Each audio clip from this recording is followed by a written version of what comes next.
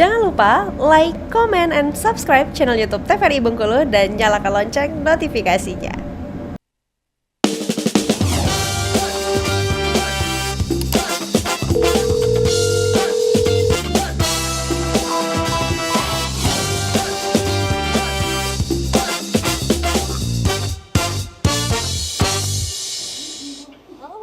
Kembali lagi di Dokter Kito bersama Kito Sehat. Hari ini bersama saya Afifa Manca yang akan menemani pemirsa dalam 1 jam ke depan, tentunya untuk membahas mengenai topik kita pada hari ini, yang dimana kita sudah kehadiran narasumber kita pada hari ini sudah ada Dokter Putri Santri. Halo dokter. Dan juga kita sudah kehadiran Dokter Sela Arini. Hai dokter. Hai. Wow, luar biasa ya, tentunya hari ini kita sudah kehadiran 2 dokter untuk membahas mengenai nyeri abdomen atau yang biasa kita sebut dengan sakit perut nih. Tapi seperti apa sih sakit perut yang dibahas ini? Mungkin dari dokter Sela terlebih dahulu mungkin bisa menjelaskan mengenai nyeri abdomen ini. Oke, sebenarnya ini adalah sesuatu hal yang sering kita hadapi sehari-hari di kehidupan kita ya. Bahkan mungkin hampir setiap hari pasti ada yang mengeluhkan nyeri perut kayak gitu. Nah, di sini hari ini kita akan membahas nyeri perut itu pasti sebabnya berbeda-beda. Benar sekali. Jenis nyerinya berbeda-beda. Penyebabnya pun juga berbeda-beda. Adapun nyerinya yang sama tapi penyebabnya berbeda. Nah, jadi itu di sini kita akan mengajak pemirsa di rumah untuk menggali lebih dalam bagaimana jenis nyerinya, kemudian apa saja penyebab nyeri perut tersebut. Jadi kalau misalnya nanti udah tahu kan, udah mengarah kemana kayak gitu, mana yang tanda bahaya juga harus segera seperti itu. Benar sekali. Jadi kita bisa membeda-bedakan ya, yang mana betul. ini urgent dan yang mana ini masih bisa kita tahan tentunya. Oke. Baik, tentunya juga pemirsa ini akan langsung dibahas oleh Dokter Putri Santri nih untuk membahas kejelasan bagaimana penyakit ini. Silakan dokter. Oke, saya izin berdiri ya. Hari ini kita bahas tentang nyeri abdomen. Nah, perlu diketahui dulu kalau nyeri itu dia artinya atau secara definisi itu sensasi tidak nyaman yang sifatnya itu individual. Artinya individual berarti tidak sama antara satu pasien dengan pasien yang lain. Dan ini rasanya tuh nggak nyaman, sensasi yang nggak nyaman, individual, terus juga universal. Semua orang bisa merasakan nyeri ini. Nah, kita bahas hari ini tuh nyeri abdomen, artinya nyeri di bagian organ yang di bawah tulang rusuk dan di atas tulang pinggul gitu. Nah, perlu diketahui juga kalau kita ngomongin abdomen atau perut itu sebenarnya kan kita kalau lihat perut ya biasa aja kan, kayak nggak tahu di dalamnya ada apa aja. Nah, sebenarnya perut ini terbagi menjadi 9 bagian atau 9 regio kalau kita nyebutnya. Ada yang kanan atas ya, ini terus ada yang regio epigastrium atau biasanya kita sebutnya ulu hati. Yang ketiga kemudian ada left yang kiri, hipokondriaka kiri atas.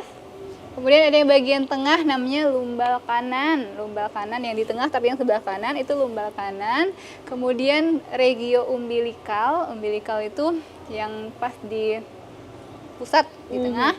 Kemudian ada lumbal kiri, turun ke bawah ini ada iliaka kanan, terus hipogastrik, regio hipogastrik, kemudian iliaka kiri. Nah, ke-9 regio ini menyimpan organ yang berbeda-beda. Jadi kalau misalnya nyerinya misal di kanan atas, nah nanti kita akan bahas nih sebenarnya kemungkinannya apa aja nih yang kena, organ apa aja. Kalau di kiri atas kemungkinan apa aja penyakitnya begitu. Mungkin secara singkat sebelah kanan hipokondriaka kanan itu ada hati di situ. Ada organ hati, ada gallbladder atau empedu. Kemudian ada ginjal kanan. Ginjal ada 2 ya, ada kanan ada kiri. Di sebelah kanan itu dia ada ginjal kanan, tetapi lokasinya tepat di belakang, nggak di depan lokasi ginjal itu. Kemudian ada small intestine atau usus halus. Kemudian geser ke regio ulu hati atau epigastrium. Di situ ada lambung. Lambung kita sudah sering ya membahas tentang lambung, ada ujungnya yang berada di regio umbilikal, terus nanti ke sebelah kiri. Nah, di regio epigastrium ini ada lambung, ada hati dia ada lobus kanan, lobus kiri. Nah, di sini tadi kan ada hati juga ya di sebelah kanan. Di sini juga ada bagian dari hati di regio epigastrium. Kemudian ada pankreas, terus ada duodenum. Duodenum itu juga usus halus kita nyebutnya. Terus ada spleen. Spleen itu limpa. Terus ada kelenjar adrenal. Di sebelah kiri ada limpa, terus ada kolon. Kolon itu usus besar. Terus ada ginjal kiri sama pankreas. Nah, ini ya, jadi sebelah hipokondria ke atas epigastrium dan hipokondria ke kiri itu tadi bagian-bagiannya. Jadi kalau misalnya saya nyeri dok di perut kanan atas, kayaknya ini sakit lambung deh, gitu kan?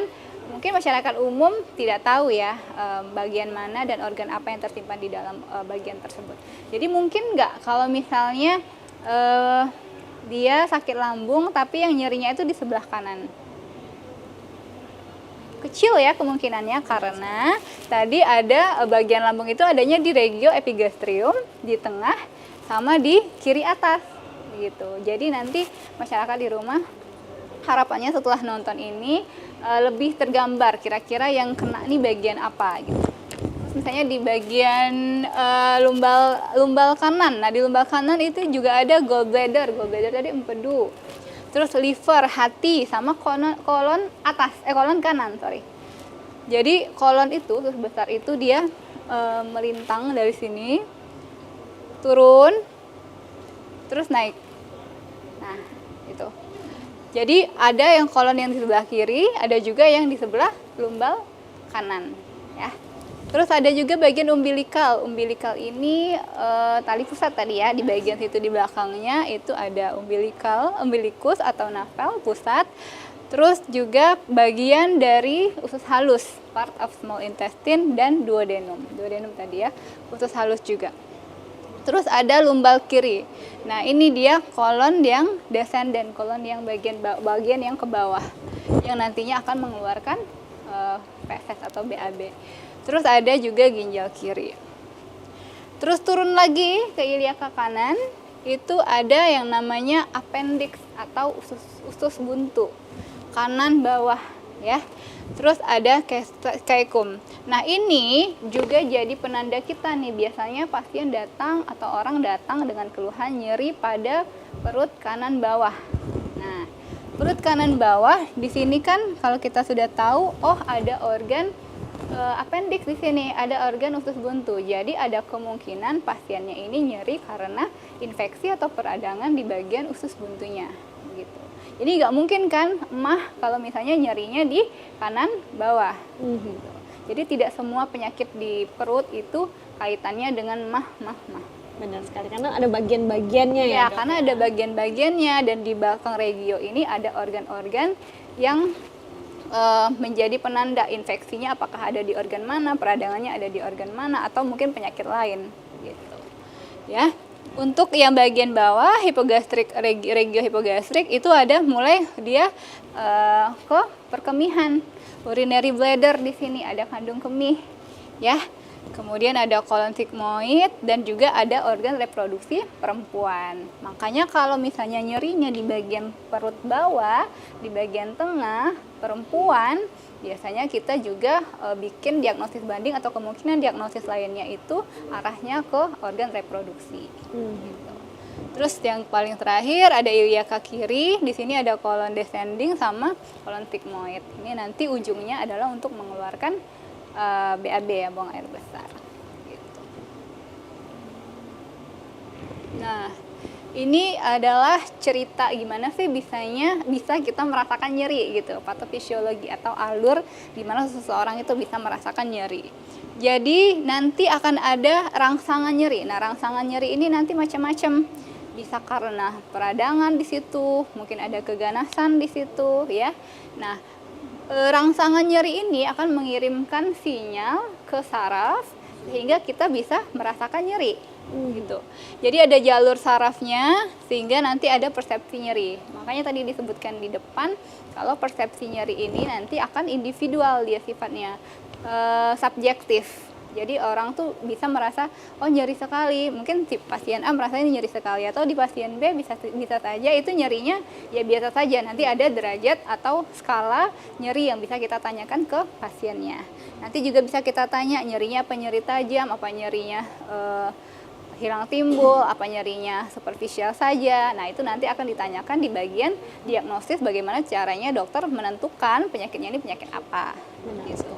Jadi intinya ya dari tabel yang ngeliwat ini intinya rangsangan nyeri itu diberikan misalnya ketika ada peradangan atau ada keganasan atau lain-lain. Jadi nyeri itu sebagai respon perlindungan sebenarnya protektif kalau misalnya ada kerusakan jaringan di bagian organ tertentu. Nah, nanti akan dikirimkan sinyalnya ke saraf kita hingga kita bisa berpersepsi atau menimbulkan rasa nyeri, merasakan rasa nyeri. Baik dokter, jadi memang ada rangsangan nyeri ya nantinya, tapi ditahan dulu nih, nanti kita akan lanjutkan lagi tentunya membahas mengenai nyeri abdomen ini setelah jeda pada berikut ini, tetap di Dokter Kita.